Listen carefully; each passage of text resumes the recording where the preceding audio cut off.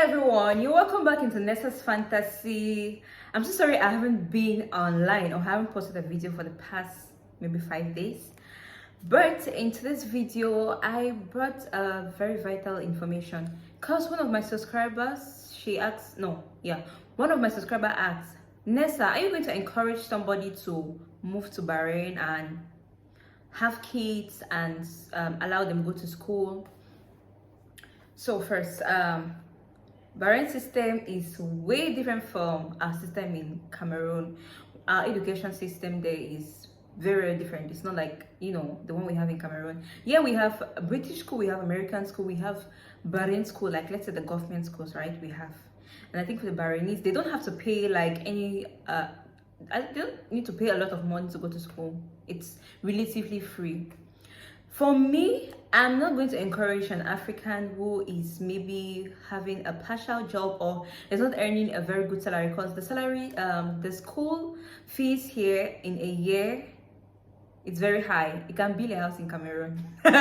I swear, the school fees here in a year. I'm not talking about all this crash program or, because some of us when we leave Cameroon, okay, for example, I'm a nurse. If I want to do nursing or if I want to become a full-time nurse in Bahrain, I'm going to do a crash program. And when I do this crash program as a nurse, I get a certificate or I get a license. Then I can now work in a hospital as a nurse. But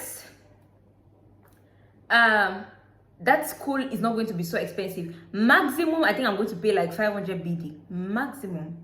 Minimum, there are other like Filipino institutions, you can go there and you're going to pay a lesser amount of tuition fee or school fees, like we say.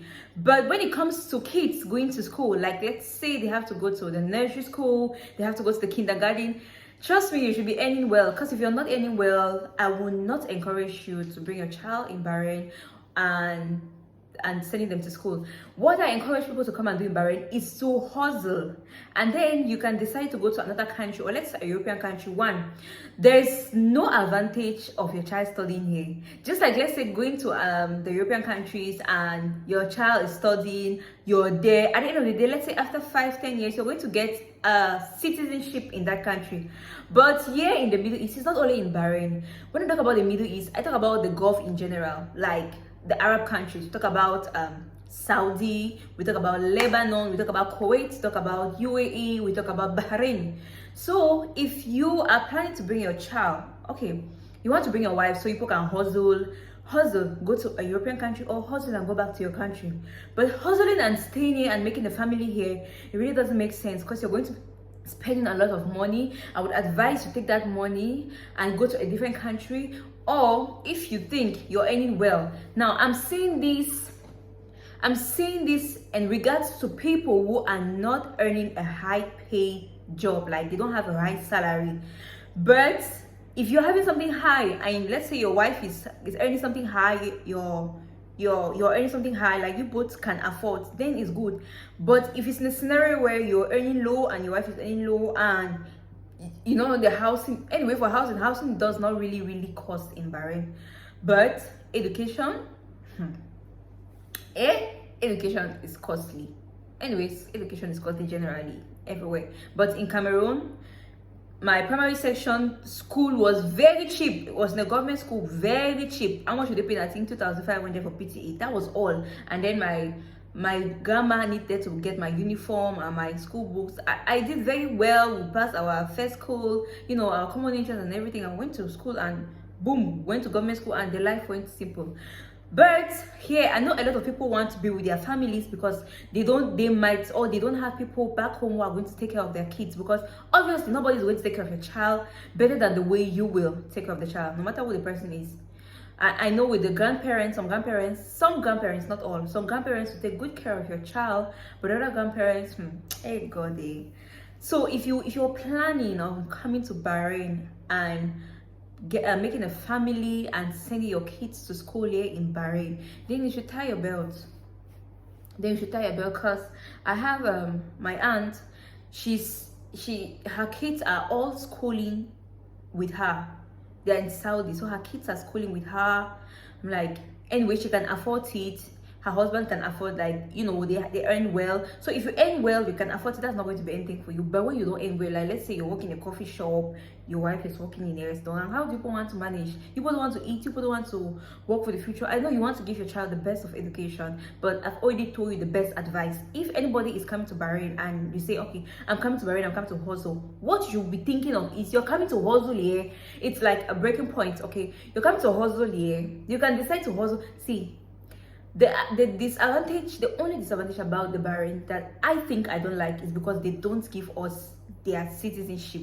Now, it's not only about Bahrain, it's not only in Bahrain, it's in the Gulf country in general, like the Middle East. Okay, in the Middle East and all these Arabic countries, they don't give their nationality to outsiders.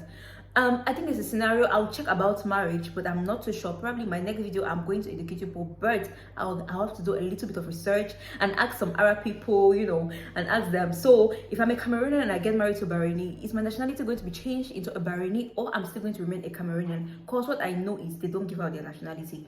Yes, they might give you their names.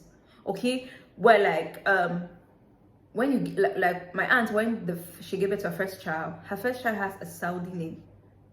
Okay, and then she has Cameroon names, but it's just a name. They are not giving you that thing. She don't say, okay, she is part of this country. You get, they don't do that. So if you intend to bring your kids here and your wife to have kids and so on, then you should tie your belt, because it's really costly. Schools here are very expensive. Daycare, nursery school, primary school, they are so expensive. That's why I was saying in my former video and the previous video I did, I think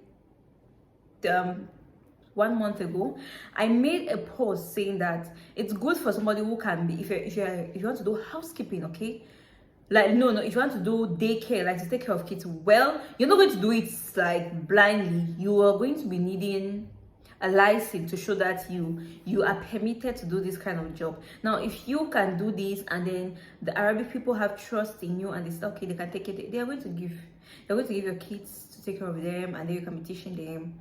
You as an African, it's going to earn you money, but before you get that money, you have to also spend, because the license and the level office authority things, you need to sign up for all those things, and it's a lot of money, but it's a good investment, you get. So even if you spend and you have a lot of kids who are coming to you for daykeeping, anyway, it's going to be practically very, very difficult, because for somebody to just trust you the child means it's not going to be easy. But some people do, but like I said, it's not going to be easy. So in this kind of a scenario where you say, okay, I'm going to open a small daycare of kids, they're going to pay you. They're going to pay like a school fee, a tuition fee, a school fee, whatever. They're going to pay you, but it's going to be expensive. So bringing your child here for your child to go to school, guys, Nessa is saying it's not a good idea. I talk about Bahrain, like I've told people, I love this country.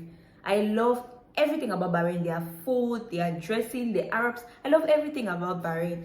But the only thing is, they can, even if you like to stay for the next 40 years, maybe it's going to change with time to come, but I'm not seeing any possibility. I'm not seeing the possibility. The country is nice, it's peaceful, it's calm. The salary is good. There's not a high tax, you know. All these things make the country to be really, really nice.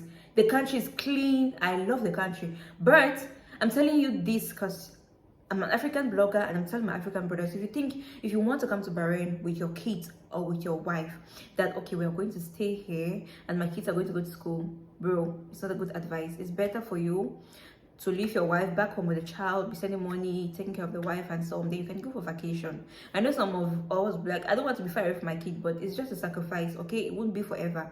You send that money, you build your house, you invest, buy your car and so on. Then you can choose to move to another country or go back home and live a luxury. Because back here, we are in bed space and small patch bed, but in our country, we're in king beds. Oh, guys, so I hope you understood what I said concerning this. Don't come and say, oh, I don't know, I didn't know it's expensive, I don't know schools are expensive. They are. If you check